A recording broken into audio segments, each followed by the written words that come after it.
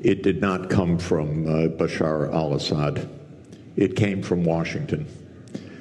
There was a decision in 2011 to overthrow Assad.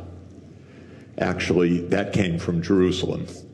This has been a desire of the Israeli government that stretches back more than 25 years. Netanyahu's idea is make the Middle East in Israel's image, overthrow every government that opposes Israel. He's had a friend in that, and that is the CIA and the United States government. So this war in Syria did not come from Assad's repression. It did not come from Assad's dictatorship. This war came from a presidential order by Obama to overthrow Assad, starting in the spring of 2011. We have a name for this program. It was Operation Timber Sycamore. The United States, together with other countries in this region, trained fighters, especially jihadists, including the ones that just took power, to overthrow the regime. This created chaos. 600,000 dead in Syria in a war that has gone on for 14 years.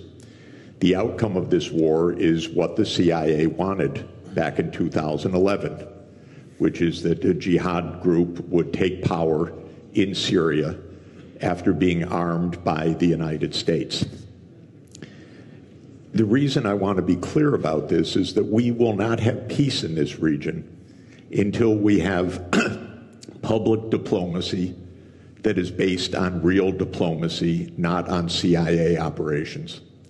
And we will not have peace until Israel stops its militarization of the entire Middle East. Because the Syrian war is just one of 6 wars that Israel has promoted, including in Lebanon, Iraq, Syria, Libya, Somalia, and Sudan.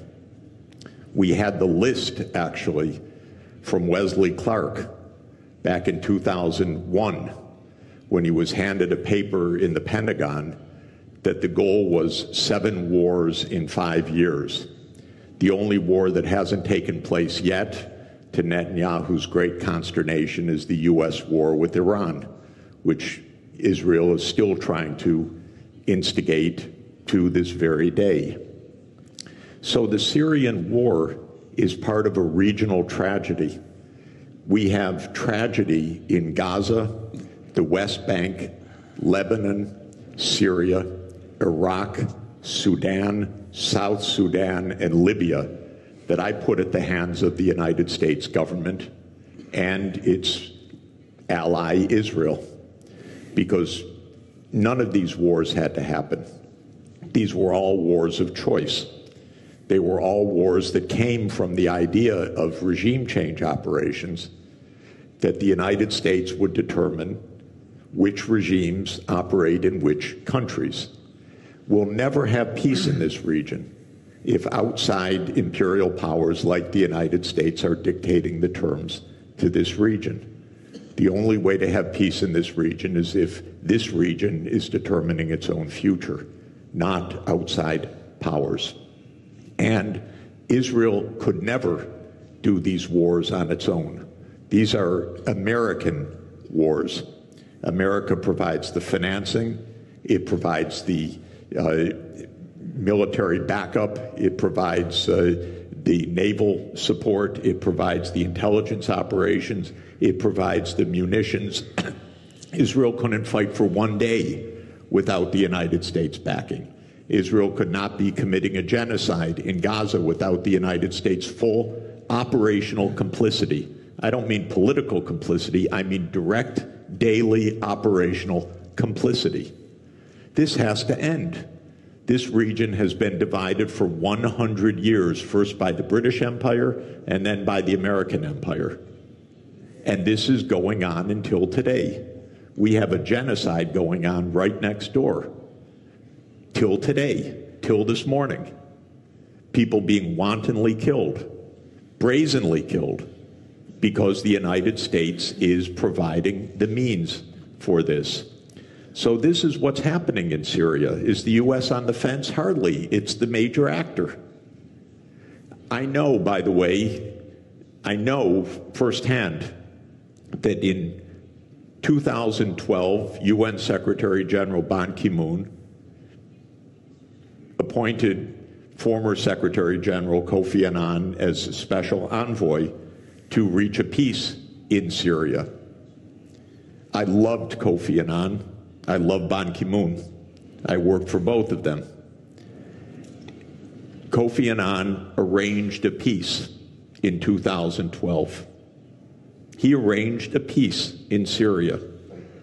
You know why it didn't happen? Because all the parties agreed to peace except one. Literally one. That was the United States of America. The United States of America said there will be no peace unless Bashar al-Assad goes the first day. The other parties said, no, you can't just determine that. Maybe there'll be a process. Maybe there'll be elections agreed. Maybe there'll be a 2-year process, a 3-year process. The United States said, no, Assad must go the first day of any agreement or we block it. And so Kofi Annan stepped down from his position after having negotiated a peace arrangement, and we have had 500,000 people dead since then. We should not allow this kind of criminality to be normal. This region has been at war nonstop for 30 years. Actually, I would say for at least 57 years since the Six-Day War, because there has been no honest accounting of international law, no honest diplomacy. It's been militarization all the way through. And we could have peace immediately in this region. All that is required, in my view, is the United States change its veto of Palestine as the 194th UN member state, because on that basis, all the region would normalize relations and the wars all across this region would stop. But Israel has had control over U.S. policy, and it says no. It wants greater Israel. It wants Israel in Syria. It wants Israel in Lebanon. It wants Israel in the West Bank. It wants Israel in East Jerusalem. It wants Israel in Gaza. And until that stops, we're not going to have peace. So is the U.S. on the fence? Of course not. It's the major protagonist of this whole war and has been for the last 14 years.